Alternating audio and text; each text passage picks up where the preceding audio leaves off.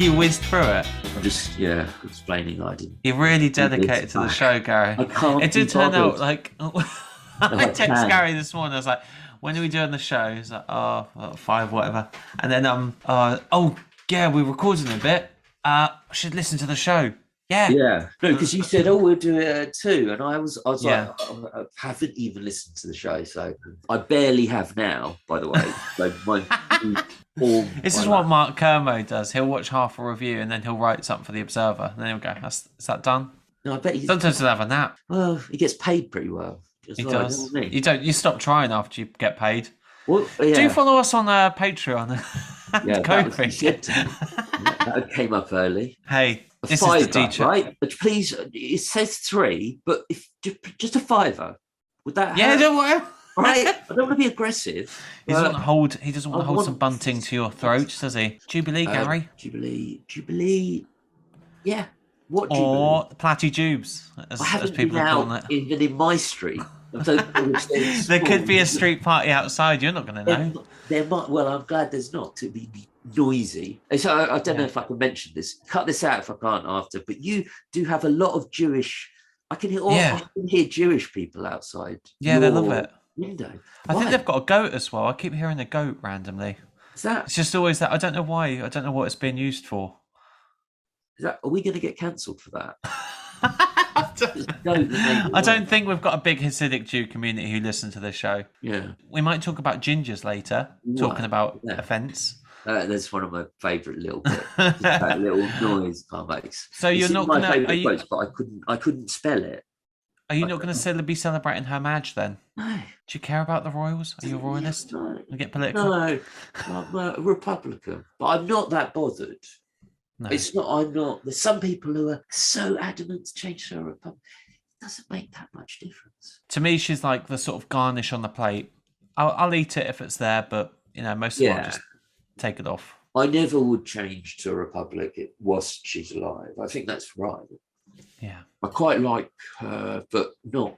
Covering your mouth. There are other children. Charles, it's all right. Then you got Edward. Just looks weird. Is Prince Charles's hands? Have you seen his hands? No. Like little sausages. They're like little sort of really thick kind of Savoy sausages. You're going to be king soon. You can't say that. I can. They just look like they're going to sort of, if you put a pin in them, it just looks like they'd kind of like leak fluid, or they'd like spit in a pan or something. Yeah, you've been thinking a lot about I've just come back from... Wait, so you prefer Andrew? Right, is that your? No, he's my favourite.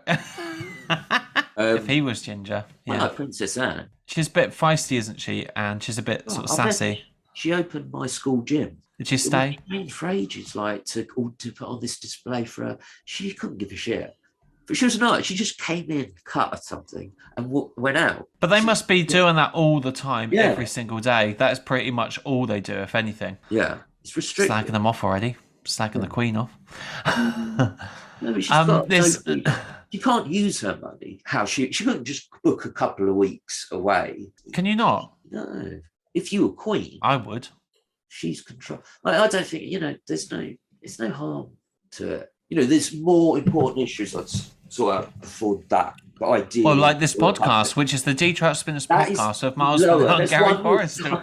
That is one behind the Queen. Or sort everything out, and then the Queen, and then the monarchy. Then I'll sort this out. Change the name or something. You've got a lot of stuff on. Well, I've just come back from Amsterdam, Gary Forrester. I didn't actually ask how you're... I thought I'm just going to lead it straight away because I know you're interested. Just before I didn't.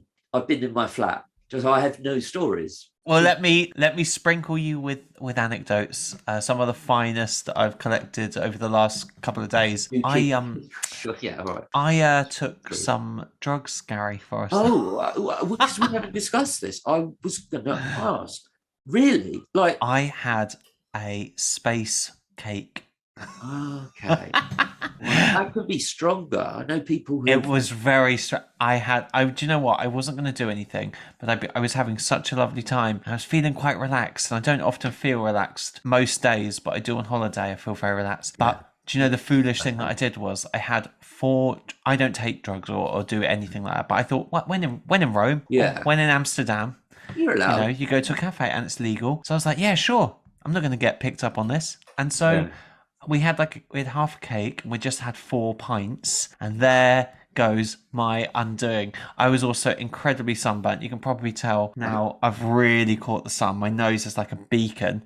Yeah. And I sat down, we had the cake, and it wasn't really doing anything. So my friend bought a little spleef. Classic thing. I can so and honestly, I had like 2 drags on that, and I just started giggling. It was really funny for about 10 minutes, and then it was fucking horrible. Yeah. Classic.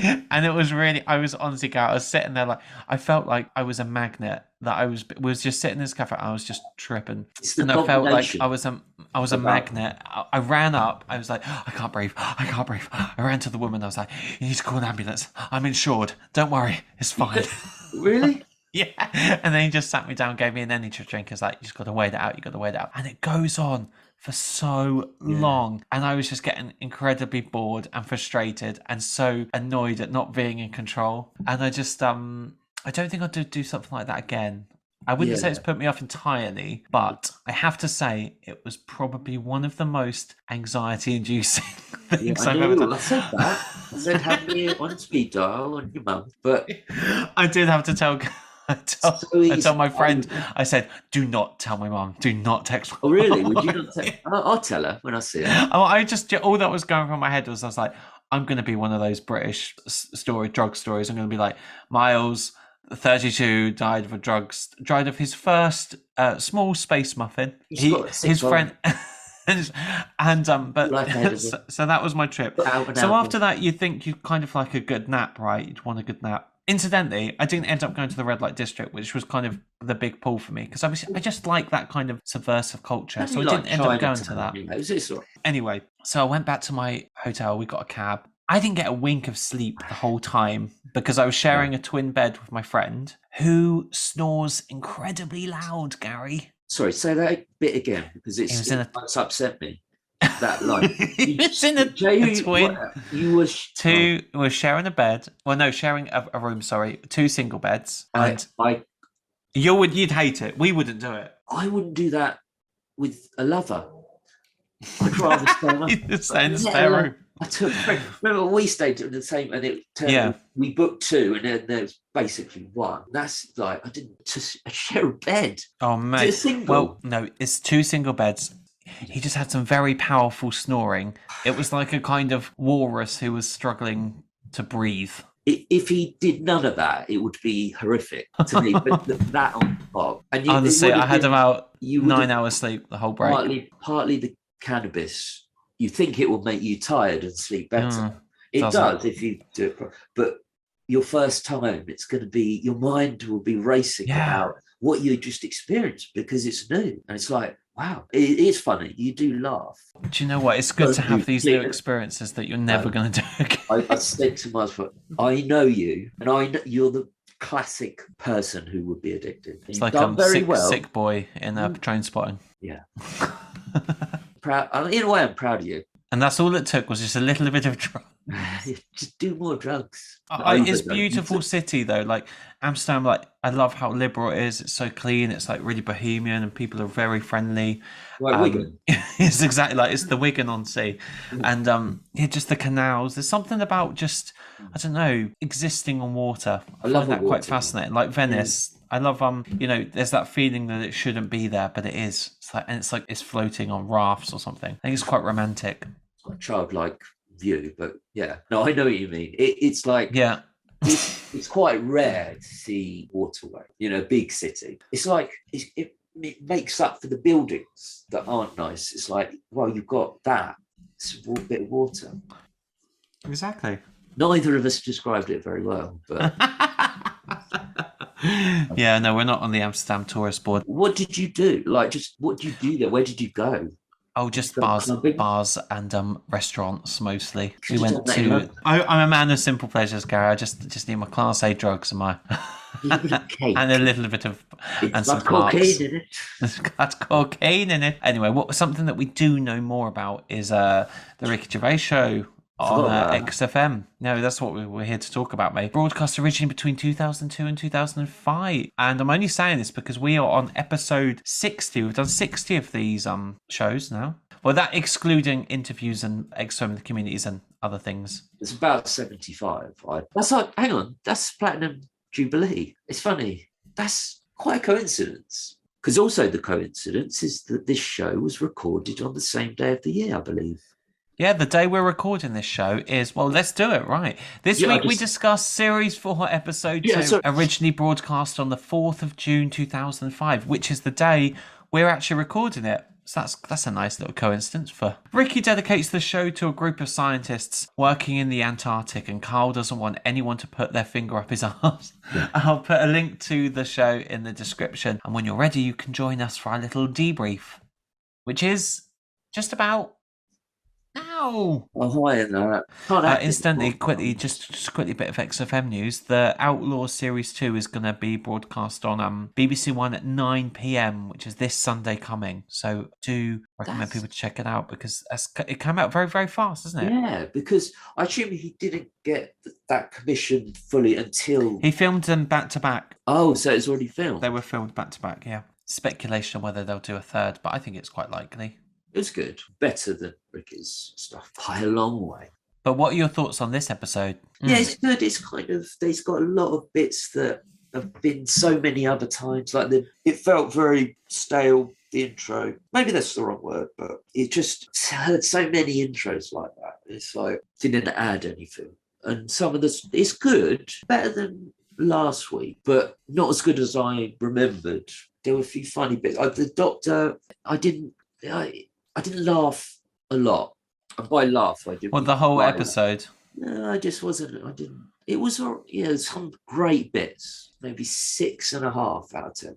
7. It was very fillery for me, I have to say. I've got a lot of quotes, I have to say. There's a lot of funny bits.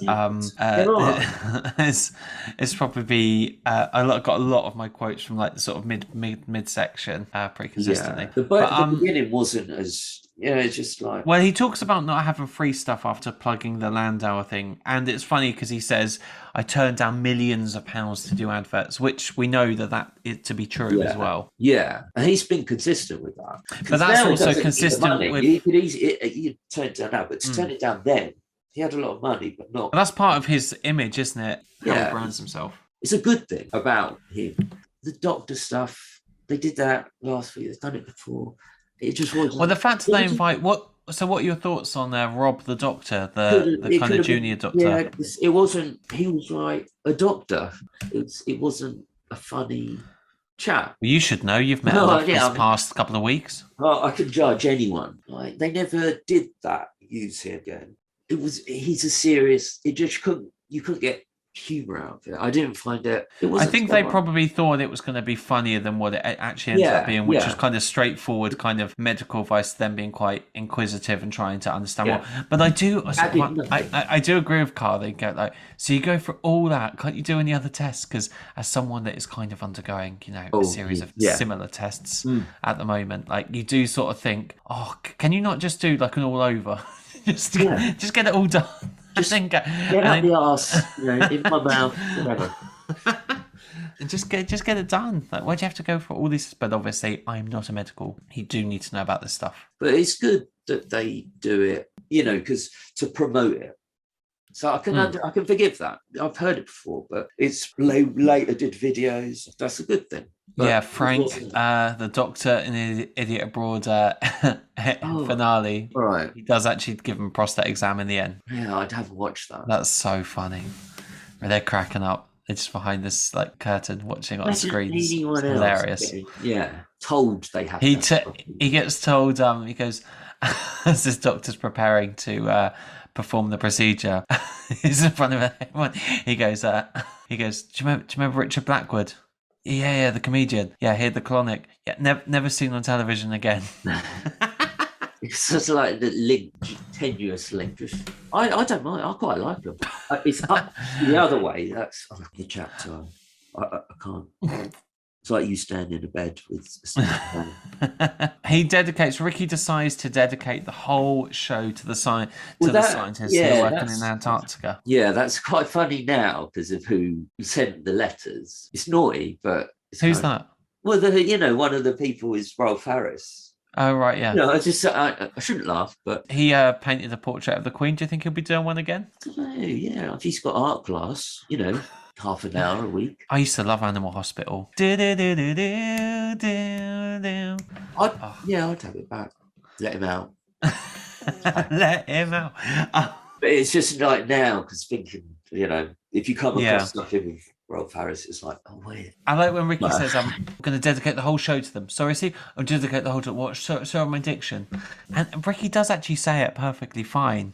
I think Steve unfairly picks him up on that. Yeah, I don't think there's things that Ricky does say badly that he doesn't pick him up. Yeah, I never really thought about that. Yeah. I mean, these are just quick things. Other things, Carl does say these sort of silly things like, have these people got families or are they convicts or what? Yeah. Like, scientists. His knowledge is so basic. Like, why are they there? Why aren't they doing a proper job? Like, what? Yeah, he does know, but I just pretend. But he's very funny. But it's not like there's no Steve versus Carl. He doesn't say anything ridiculous that I can think of. Well, I think the next episode is when he says, having a chat with a yogurt, and that they will always say that is like the stupidest thing that he's ever said. Yeah, but that's brilliant. I love it. It's the golf, isn't it? It's the golf trip. I like that. I get the sense with Series 4, I sometimes feel like they're losing their steam. Like they're kind of running out of stories, and it's maybe not like necessarily forcing it, but Ricky is starting to get a little bit more nastier now. He is calling him an idiot like a lot more than he ever did in the past few series, and I feel like when you do that, it's because you've kind of run out of steam a bit. Yeah, because if that's the limits that you're pushed to, he still does it in a funny way sometimes, but yeah, the podcasts. It is forced. It's sort of he's doing it for the sake. Whereas in Series 1, it's not so much more natural. Series 4.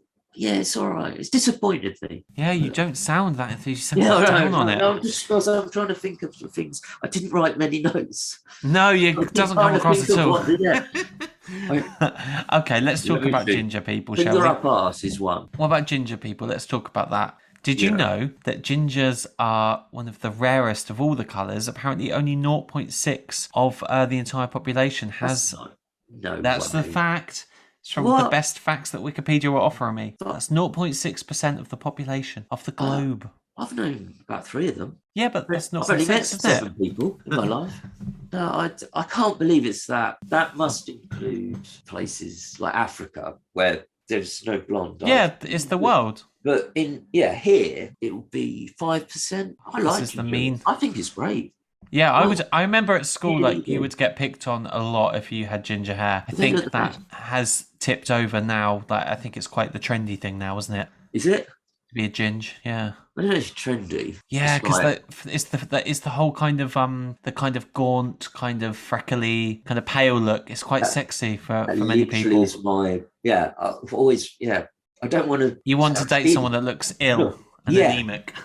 Yeah, but I care for them. I don't know. It's a good look. I think so. I wouldn't want it, but it looks good on others. Apparently, there is a bit of truth in what he said. There's no definitive reason why ginger people are historically mocked, other than I looked up a bit. Medieval people thought that you were a witch.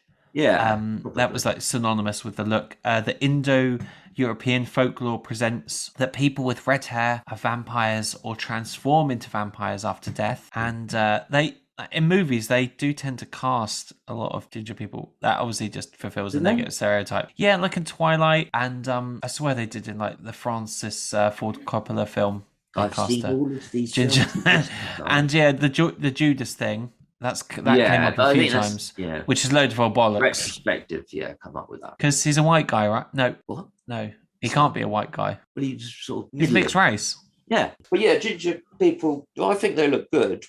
The pale look is a good look. I used to go to tanning salon. So, did you? Yeah, I like the ginger. Just talk up a bit. Don't cover your mouth. Now I like ginger.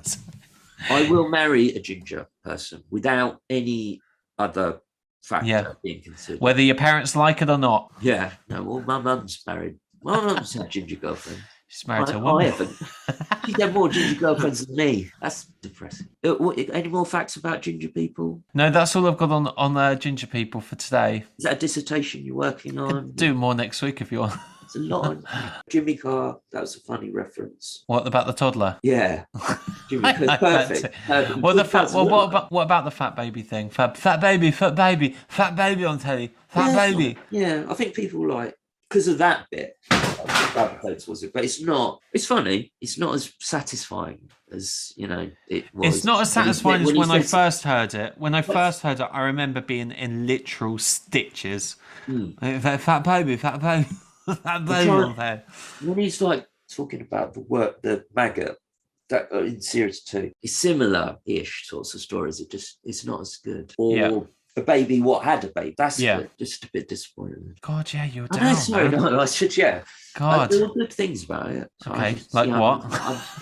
Well, told you Jimmy Carr. I need more. I'm going to save this for my quotes because there's a quote. A quote that I love. The garage. Yeah, I say that. That's a really good quote. No, what about the monkey news at the end? I do think that Ricky is starting to fake it. Yeah. When he's starting to go, that's not true. That's not true. And it's just like, you can even sense that Steve's getting a little bit like, oh, all right, come on, let's just pace this along. And then he gets up and leaves and, Carl's like, where you going? Where you going? And whereas in an earlier episode in series 2, it's like, right, I'm sorry. It was that happened. I believe that happened. I don't believe it was planned or anything. It's forced. It did not warrant that much behaviour, even though the story is ridiculous to have a pornography director monkey. It's not the best monkey news, but it's a rubbish monkey news. In general, it's Ricky that makes the monkey news. Ricky's reaction. It is forced. It's subtle difference. But by the time you get to the podcasts, there's a couple of monkey news that are good there, but it's not real. It just doesn't sound real. And Steve never sort of laughs. It's not about him. But it's a good point. I hadn't thought about that. It's not as good. It's Ricky that makes it. It could be anything, but Ricky makes it. I think that's a good observation, actually. Like, you realise that Karl, he has to come up with the monkey news or make it ridiculous, but it only works if everyone's invested in it. Like, those stories in isolation are kind of meaningless. In the same way that hearing Ricky's laughter over a Songs of Phrase or a Karl in a film, it just elevates it and it makes it so much more edifying when you really enjoy it. Yeah. And where there's a lack of it, you notice. You really pick up on it when it's kind of that. It's clearly a bit of fakery going on there. Yeah, well, I wouldn't say fakery, but he's forcing it because Steve never really reacts anyway, so it doesn't make much difference. But it's funny because Ricky finds it funny. I like this bit in this episode where you kind of get to know a bit of like the culture at XFM, whereas you've got everyone there who's kind of young, happening, and kind of going to loads of gigs and being sociable and drinking. You've got Karl, he's got a little room and he's like, shut the door. I can believe that really reminds me of how you would work. Shut the door. He doesn't like anyone coming in. Shut the door. Get out. He just don't want to get involved in office politics. Come and spray deodorant everywhere. But he must have been like pretty important. I think he was the only one that had his own room. There's a couple of clips on YouTube. I'll put some links in the description. Yeah, him in his little office, and Ricky's just coming in to wind him up, basically. I never knew they existed. There's a couple. There's one where Ricky's trying out a line that he's practicing for some kind of performance. Then there's another one where they're doing puns for something, and I can't remember for the life of me what it is, but it's just interesting, seeing what his office looked like. And who's filming this? Ricky. Ricky's filming Ricky or Steve, yeah. They're just little clips. They're nothing like amazing. It's just interesting seeing, even like the computer he's on, which isn't obviously a really dated desktop, like really chunky white ones. Yeah, but even seeing the studios, like, even though we haven't got the webcam, just seeing it once, you can kind of imagine. You're like, oh yeah, he sits there. It's like that. They're arranged like that. They talk about, there's a clip where he says, we've just had an email here from Nicholas who says, why haven't you told them about the recent Pig Olympics that went on in China? And I was just thinking, I don't know if any listeners thought this, but I think he's making that up, by the way. I don't think he was. But I was thinking, is that the same Nicholas who called in about the butt plugs? Well, I hope not. It might be. It could be. They would have had a million listeners by this point. Hmm. It would be so much bigger. But it was just, I think the listener is just making something up because he knows if it's weird, Ricky will. Well, yeah, but there's that other time he goes, "Oh, why don't you talk about that human monkey cards onto telly?" Like that's that's what I like about Carl's fans. They're clearly like as weird as him. They want him to talk about these odd stories that just on a regular news day would just get filtered right to the bottom. But remember that guy he let through, like on series 2, that he was so odd. Yeah, which one? The guy, he just talks and talks and talks. I said, "Oh yeah, Christian, and you're 5 and 7." And Carl, I don't like all the stuff you play. Yeah, all the lists, you'd have to be. Ricky's so right. Like, very good observation that XFM listeners are weirder than radio listeners. Our listeners are weirder than an XFM show. In this episode, I think they put a lot of pressure on Karl, actually, both Ricky and Steve. They pick on him to come up with something, newsworthy to share with the scientists. And then they come out of a song, is like a sort of head's gone. It's the silences. He forgets we're on the radio. It is unfair to ask him. But he's not the presenter. They're the presenters. I know, he's not even supposed to be on air. He's not even supposed to be on air. It's funny the first time, when they're having a go. It wasn't funny. It wasn't like the best version of that today. So overall, you'd say you're sounding very dismissive and a bit disappointed about this episode. Yeah, it wasn't the best, but it wasn't the worst. There's probably worse ones, I think, in series 2, but it's just disappointing. I think it's just because a lot of the stuff that there's normally like themes that kind of carry on in each season, like the fact that this is kind of quite heavily around testicle chat and finger up arses, which doesn't even get better because as you get through series 4 more, there's the return of Knob News, and after then series 4 ended, they carry on. Well, yeah, but then there's like what side you dress, so it's just like lots of private part. PR assessed. It's not terrible compared to any other radio show. It's better, but for them, for what they can do, it reminded me of a podcast, one of their podcasts, and I didn't make notes as much. No, it doesn't come across, mate. It doesn't come across. Yeah, I'm really doing the work here. No, you are. No. You're not contributing. Am I going to rescue you? Well, look, I hope you've got some favourite quotes that you can share with us, and maybe we can pep this up a bit. Yeah. Should we have a break? Yeah.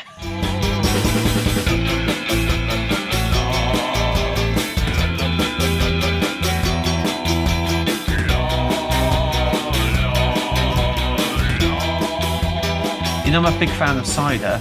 Yeah. So I like your pear cider. I like your apple cider. I like your lime cider. I know that is better than you what ciders to order. But look at this. What is that? Look. Blood orange cider. They've finally done it. Does it taste? They've finally done it. Does it make a difference? It tastes like a synthetic, low quality Aperol spritz. Oh, did you write the advert? And look, that is not a safe colour, is it? No, but it's like sort of Keenan and Kel orange soda colour. That it's not like there are drinks like Lucozade. It's like it is a bit like that. I don't want that in an alcoholic drink. What Lucozade? We like Lucozade. Bloody love Lucozade. This is Lucozade, but it's not like the Lucozade classic Lucozade. It's a squidgy one. Not fizzy. I can't drink fizzy drinks. Why not? What's your thing on fizzy? I don't like it. I don't like the feeling. It's like I sort of feel like I'm with you on fizzy drinks actually. That they don't do anything for me. I used to like them when I was really younger.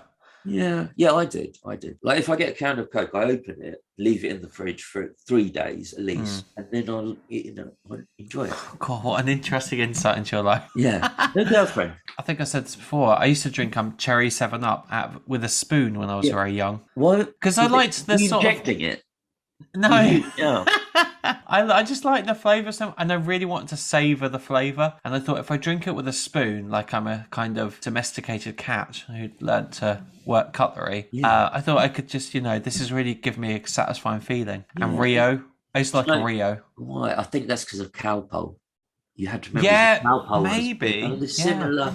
I can imagine. I did have cherry 7-Up. Cherry drinks were my thing. I hate it now. Hate it. a very 90s thing, I think. I used The to put cherry sugar in my formula. tea that I wasn't allowed. Now no sugar. One sugar, Yeah, I'll yeah, throw it yeah. away. Get out.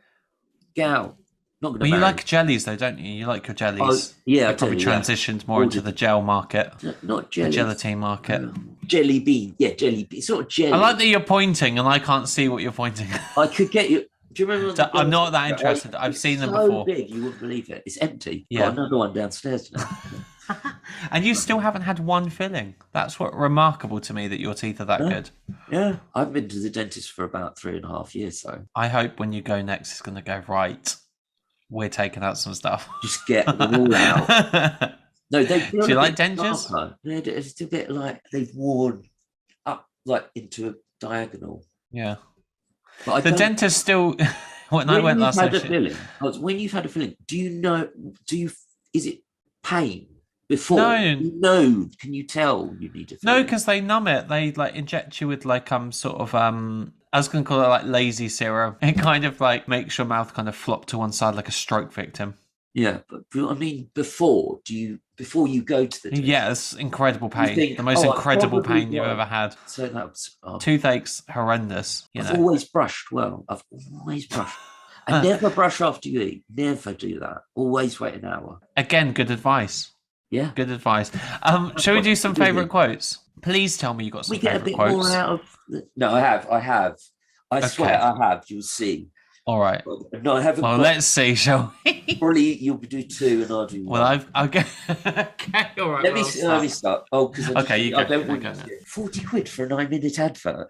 Bit annoying There's so many situations you could apply that to. That was literally my first one as well. Yeah, it's my favourite. It's brilliant. Yeah, that's better than That is better than saying Jeff's garage cheaper than some other garages. Yeah, which is still funny, but 40 quid. If we're speaking about something and a time comes up, yeah, it's just anything like something lasts or a denomination of money, whatever. I'll try and get that in. My one is well, tell it to my face. I don't care. It's a bit rock and roll. That's good. I just like that scenario, the fact that you two would come into a room and go, it's like what he says about Moby. He says, I love Moby. I love his thoughts, his opinions, his politics. Never liked anything he ever did. Yeah. He's good on musicians. Who are other musicians like that? Can you think of anyone? What, like Moby? Who you love? Yeah. For their, persona, their, but you don't like her music. Not really. No, I don't listen to it. But people just say she's just a big pair of tits. Yeah, it's not just because of that, but she seems to do. Oh, I love Dolly. I like her music. Yeah, she's good politically, but she's difficult to interview. We know that.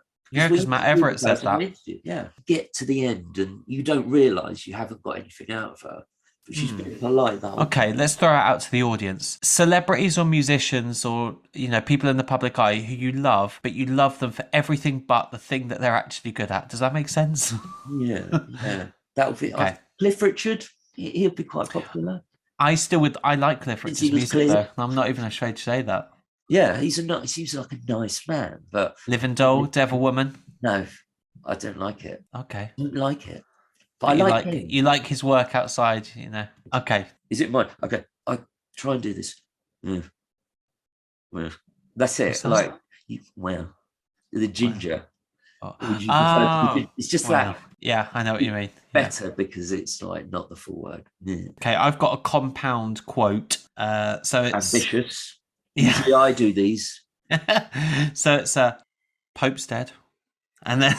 Which I always just think that's the funniest thing ever. And then it's the fact they say he's new. He's hardly new, is he? What did they learn from the last one? Yeah. Keep taking on old people. My dad couldn't even get a gig in Big and Q, and he was younger. That's brilliant. Yeah, really makes me laugh. It's true. That's such a good. Because what I like about Karl is instead of thinking it as like these people are like kind of, I don't want to say they're like higher beings, but it's more about status. It's not about. But he's just literally thinking from a logistical pension age level. Yeah, which is just such a simplistic view. It's a really good observation as well. Like that they do. Yeah, I remember that. I remember where I was. I was pleased when he died. Don't blame. My grandma's got loads of popes on her wall at home. My nan had all. She's a big fan of the popes. They're Polish ones. Yeah, the Polish. They love him. He's a good man. He was Polish. St. John. John Paul. You got to have a name like that. Absolute dickhead. Don't put that in. The things it is really bad. Not to me personally. No. I've just ruined another bit. Yeah, I have to cut all of that. No, you don't have to cut. You don't. You just have to cut me saying that at the end. Okay, Jimmy Carr, my next one. Fat baby, that is funny. It's funny because they were friends and like people wouldn't have known Jimmy Carr at the time. He does look like, and he does look like a fat baby. He really does. Have we got any respect for anyone in the world? Yeah, but they've said that before with the Welsh. It's not new. You know, they've contemplated that at different times. I'm not sorry, I don't want to be a downer on that. It was funny. I mean, tell your face. Okay, well, okay. Fat baby, on telly. I do like that quote. There was that one. What was it? So good at just putting on just the right voice for a different. Yeah, thing. my next one is. Incidentally, if you'd like us to stitch up any kind of Messiah for 40 pieces of silver, get in touch. I just like how quick that was, wasn't it, for 40 pieces of silver? Just the fact that you sort of clip that line, it's quite a sort of odd thing to say. Yeah. And then to go, oh, well, it is. If you like, just, I like that they work well together when they say that. You don't need it, but it's sort of, it's like dressing or icing. It just makes it a little bit better. A bit sad in that. What's that from? You know, when I write the quote, sometimes I'll often put in brackets like where it was, the context. Yeah, no, I can't be bothered with that. I genuinely can't remember where this one's from, but it was funny. Just take my word for it. No, I will have to. I will literally have to. Okay. No, it was it the Pope? Tell me. I can't remember. I can't remember either. All right, my one. The Pogues, rainy night in Soho. I hope there isn't a rainy night in Soho tonight, Rick. And then Rick just goes, all right. It's good, Steve. I don't even know what he means by that. I guess what he means is obviously it's Soho, obviously all of the gauge out they've done before. But it's just like, oh, what would it look like? A rainy night in Soho. What would that be like? Wet jeans. Yeah. The world is better than if he'd done dots on it. Like, that was funny. That's better. You just know him so well that you can't bring up Soho without something else. Well, he lives there, basically. He lived there. Yeah. That was all I have. Okay, well, I'll blitz through these then. All right, forget them in Iceland, right? We'll give them Rockbusters later to do, right? Yeah, and Iceland. Iceland. It's like it's a child would sort of think Iceland. Yeah, because I always got Iceland and Antarctica and Greenland mixed up. Yeah, as a child. Most people do as a child. Well, sometimes, or as a 32-year-old. And I can't resist it, but you never see a black ghost. I sort of someone's did a brilliant animation of the black ghost clip. I'll put that into the show notes as well. What did they do? They animated the whole that whole anecdote, in the same way that they did the Ricky Gervais show. Again, it's a good point in a way. It is a good point because you don't see sheep ghosts. There should be animals. Yeah, that's Eddie Izzard. All kinds of ghosts when you see them. Have you ever seen a ghost? No. No, okay, me neither. It's all a rabbit. If you've got any favourite quotes, guys, do get in touch with us. spinnerspodcast@gmail.com. On Twitter, that's Spinners Podcast. Sorry, mate. What have you seen? No, I'm saying to the listeners. Oh, right. What have you seen? Could be anything. If you'd like us to stitch up any sort of ghosts for 40 pieces of silver. That wouldn't be said today. That Jane would not. What, the black ghosts? Yeah. Wouldn't you? I don't think so. I think that's okay. I don't. It's funny, but I just don't think it would. I think you're part of the woke brigade, Gary. I think you want to cancel everything. Certainly am not. No. Anyway, now moving on to our last feature. That was our quotes, mate. That was all of them. There are many. I had more than you. We're now going to move into our last feature of the day, which is XFM in the community. This is where we like to read out your feedback, and we've got it in droves. Is that something people say? Say that, can't you? You just said it just then. Just did. There we go. I've got two lovely emails, and I've got a Twitter poll which I wanted to read some of the reactions to that. So lots of stuff for you. I do, yeah. All right, let's do our first correspondence. So this is from Adam Kiefer. Dear Giles and Mary, I like that.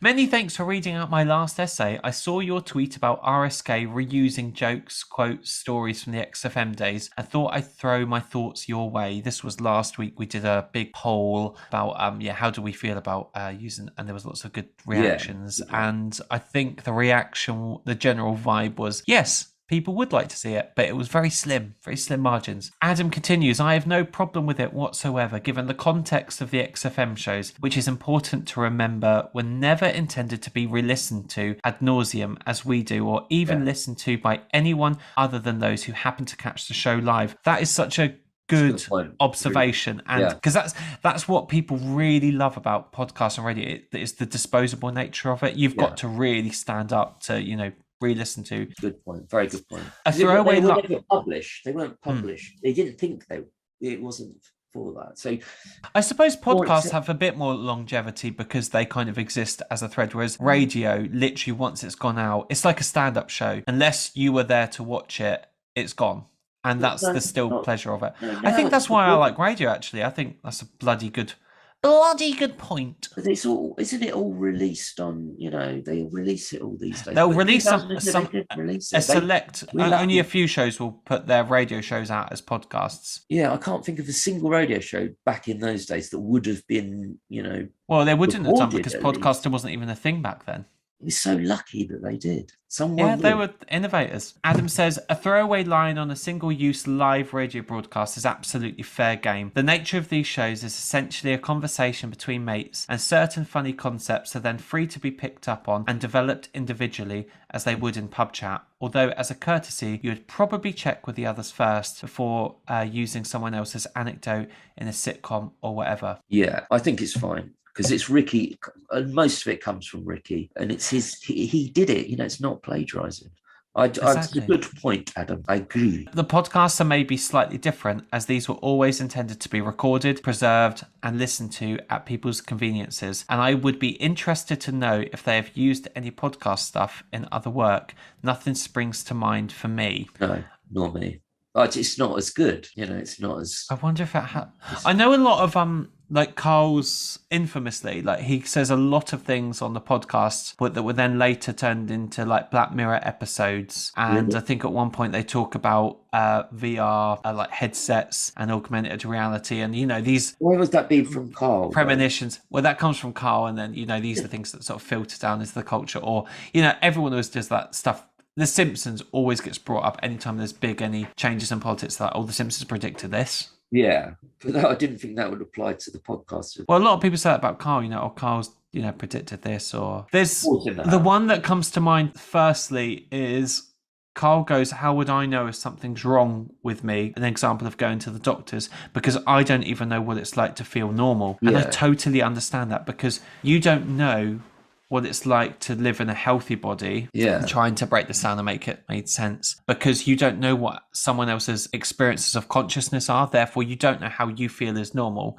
And in this Black Mirror episode, what he was essentially doing is, it was a doctor character and he was experiencing other people's pain through some kind of technology, and he ended up getting addicted to this pain. And it was very unusual, but a lot of people saw Karl as the seed of that idea, the embryo of that idea. Yeah, but they've taken it and done their own thing. Of course they did, and they clearly didn't take it from Karl. There's no way that would have been the case. If there's Charlie a Brooker in the house, do you know what I mean? Anyway, okay, so I want to watch that. You should. You'd really like Black Mirror. Black Mirror is brilliant. Although I don't have a problem with them reusing stuff from the XFM shows, I do absolutely have a problem with Ricky reusing the same jokes in every stand-up show since Animals. The last 3 or 4 shows have all essentially had the same joke about trans people. Very slight twist you put on it and do the same. But people love it. It's so popular.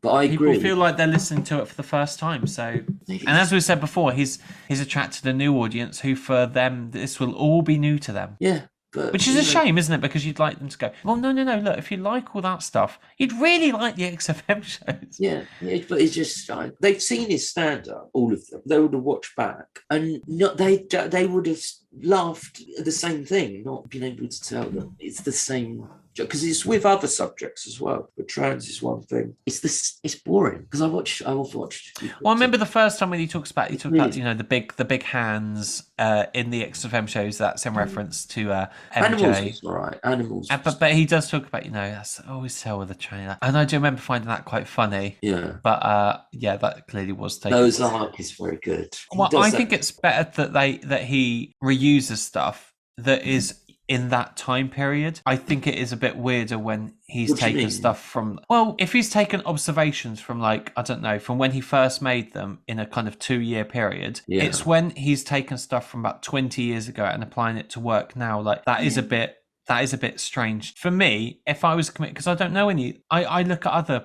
comedians who are constantly innovating, like Bob Mortimer. You know, there's a lot of pressure to be a comedian because you've got to come up with a new show every year. You've got to go to Edinburgh. You've got to be relevant. You've got to keep up with the time. And this is what I mean. You've got to, there's a lot of pressure there. But, you know, some comedians are really good at that. You know, say what you want about Michael McIntyre or those observational comedians. They will be bringing out new stuff every single year. Yeah, but maybe he's doing the same stuff as well because we don't watch it. They're having the man draw. But Ricky, it's so boring, but he's so easily pleased. And he sells to millions.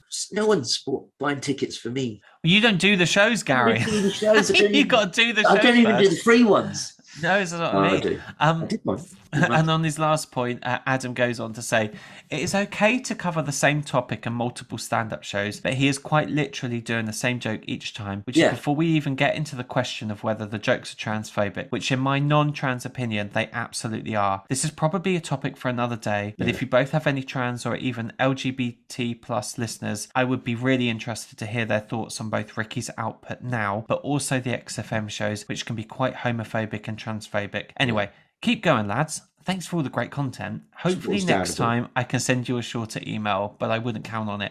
Mate, keep up these emails. This is fantastic. Yeah. Good point. And lots of stuff to think about there. And actually, definitely open my mind in the way that we are, like, listening habits are informed by the medium, I suppose. But hey, do it in 2 lines next time, Adam, please. I'm joking. No, that is it's really good. Good points. Yeah. I would really like to. Yeah. If anyone from the LGBT, special, like, because we did. Yeah, we should. Yeah. I'd be a bit scared to touch the trans stuff. Yeah. No, I was gonna say, if there are any LGBT plus listeners, just to repeat that, do get in touch. I'd love to. Or if you're in any of the, you know, this from the position of a straight white man, but if you are in any of the minorities, if you're ginger, or if you're a little Welsh fella, and you've been, what are your thoughts and opinions? I'd love to hear, but, you know, some of his views on race or sexuality, and are you offended now, or are you able to accept? Did you grow up in Eastern Europe and have quite right-wing views? Because we want to hear from you. LGBT. You know, you're free to listen to get in touch anytime, not just this week. You know, this next one. Yeah, I don't. But he's scared. I am actually scared. I'm scared. Jack and Trans. I am scared. Yeah, thanks. Okay, this next one is from Harry. He's contributed before, and it's always great to hear from him. Dear Miles and Gary, a question for you both: do we love the show but find it amusing because it is genuinely funny, or is it because we know the show off by heart? Do we laugh at quotes because they make us laugh? Or do we laugh because we know the quote is coming and we're excited about hearing what we already know? It's an interesting debate about comedy in general. Once you've heard a joke once, can it be funny in the same way each subsequent time? Or do we enjoy the surprise of the joke initially, and then our laughter is at knowing the joke is coming rather than the joke itself? Yeah, a bit of both. Usually you want, after you've had the first time, it's not funny. Not in this show, but for some reason, yes, part of it is expecting it. It's a good point. I'm contemplating it. I think, right, I made a lot of my friends I've made through similar comedy tastes. You know, we like the same shows. We even like, you know, the XFM shows. But part of the fun about these shows that are so quotable is that you can sort of quote along with your friends. And every time that we use a quote, I still laugh, and then it takes on an almost greater meaning. It almost becomes like a kind of secret language between groups, I suppose. Quotes father. But I always still find them funny. Like, do we? Or we just? Yeah, we do. I think we do. Yeah, an interesting point. Well, he says, Harry says, for example, if you played a random episode of the XFM show to a complete newcomer, I have a feeling that they'd be so baffled by the shambolic nature of it that it might come across as both irritating and unfunny. However, we all laugh at and enjoy the shows because we've heard them 10, 20 or 30 times, and that familiarity is soothing and comforting. In my mind, the RSK content is undoubtedly funny, but for those of us who have consumed so much of it, XFM, Office, podcasts, etc., are we still laughing at the original humour, or are we laughing because we know exactly what is about to be said? I think because we laugh. I don't know. You definitely need 3 episodes to buy in. 1 episode, if you shut in isolation, no, it's not. But once you've bought in, then you're in forever.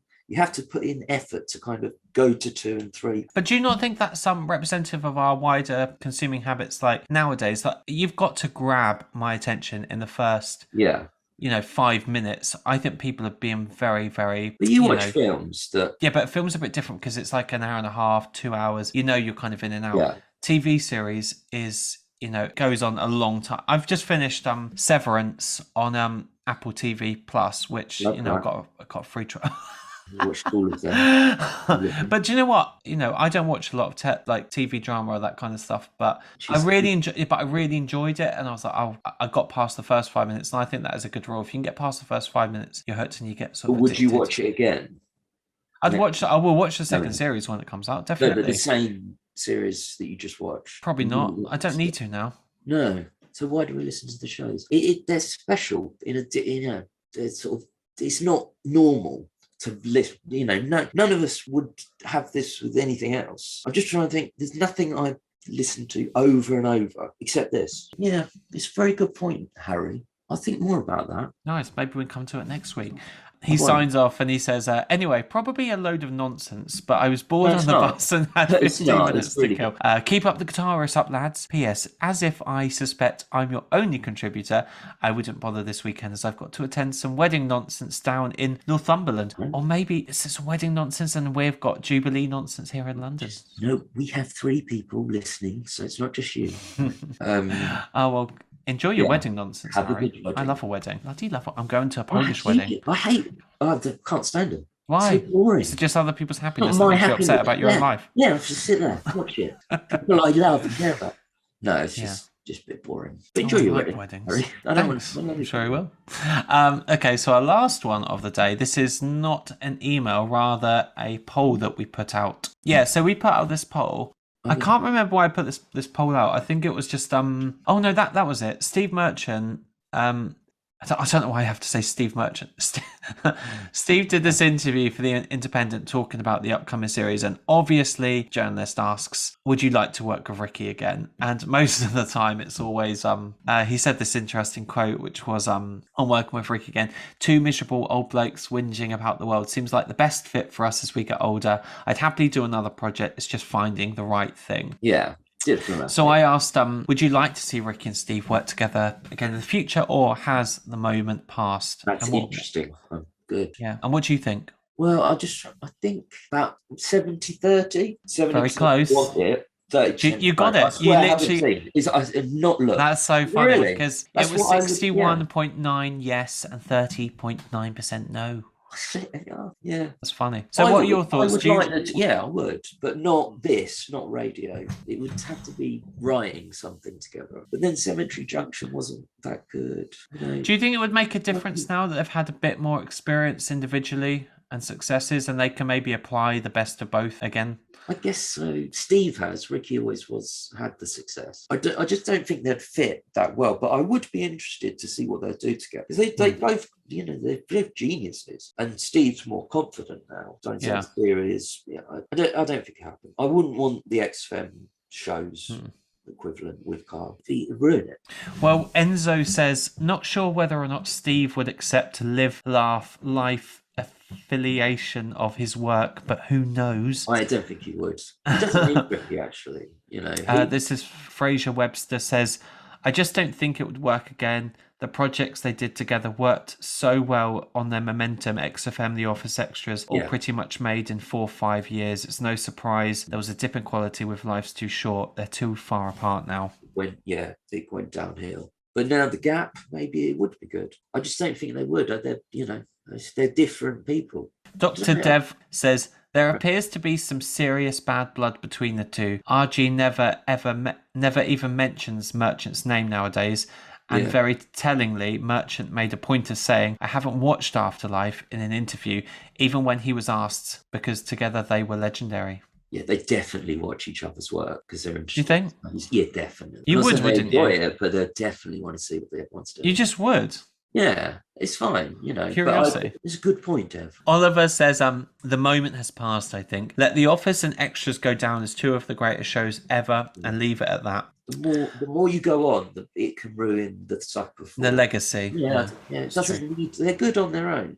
Ricky can be, he just isn't. Steve is. And then just to wrap it up, Lone Wolfbee says, yes, but Ricky's ego won't let it happen. Yeah, it wouldn't. Yeah, he doesn't value Steve, but yeah, Steve's always complimentary about Ricky. You know, polite, but Ricky just doesn't. He wants the credit. Well, it's interesting food for thought. If you've got a question you'd like to put to us. How many people responded to that poll? It's about plus 200. Oh, really? Yeah. That's quite a popular one. But if you'd like us to discuss any of your sort of theories, or you've got any questions or just thoughts and opinions you want to share with us, spinnerspodcast@gmail.com, or on Twitter, that's spinnerspodcast, because we love, talking about new perspectives on this show, which is exactly what we did quite recently when we spoke to a panel of female listeners and we talked about listener demographics, and that episode should have just gone out. So I'd like you to 28 weeks ago. Yeah, do check it out because it is very interesting. Yeah, do. Let us know what you think of that. It's something different. If you'd like to also support the podcast in another way, please do rate, review, subscribe, give us a 5-star rating on Apple Podcasts. We're also on Patreon, where you get loads more Mars and Gary content, just for a small fee of about £3 a month. You can also buy us a Ko-fi at Ko-fi.com. There's links to all of these donation avenues in the description. I think that's all of my marketing plugs covered. Gary, what are you doing for the rest of this Platty Jubes? I'm going to sing the national anthem. Is that a swastika behind your back? What is it? March. All right. I did a BNP post, as a joke. It looks like a BNP rally. Yeah, it just does. That's exactly what they look. I didn't know this, right? Amsterdam have their own city national flag. Is that interesting? I think most places have a flag. We just don't know. No, London doesn't. It probably does somewhere, Cornwall, I think does. It's not a big thing. What was the flag of Amsterdam like? It was three. I can tell you. It was 3 X's, and I originally thought this is either where you go to buy drugs or have sex with. But I don't think you would advertise it, would you? What? So if you wanted to engage in those behaviours, you wouldn't advertise it, would you? I think a lot of people do. Yeah, in the yellow pages. That's one of my regrets. I would have liked to have gone to the red light. To prostitute. Yeah. Well, it's like Soho. I fought through Soho. Been like, get a leaflet. The best bum in W1. Yeah. They're all like girls, and I've known people who've got fate, like they've just gone to them and they just take their money. You don't even get the prostitute. That's not personal. I swear on my life someone's told that. It'll be fine. So you're just going to chill out, yeah? Yeah, I've got my jelly beans downstairs. I'll be getting them. Tuck into them. Thanks everyone for listening. Do support the podcast and in all of those various ways. We've got more reviews coming up. We've got hopefully more interviews coming up. Maybe, and if you've got any suggestions for people you'd like us to talk to get in touch. But anyway, God save our It's such a rubbish and it is, isn't it? It's boring. Brilliant. I love it. It's so weird to sing that as well. We're used to it, but it's God Save the Queen. I think Bill Bailey does a really good bit on that when he says, I appoint a fictional deity to save these unelected sponges. That's good. He's very good. And on that note, listeners, goodbye and God save you. Bye.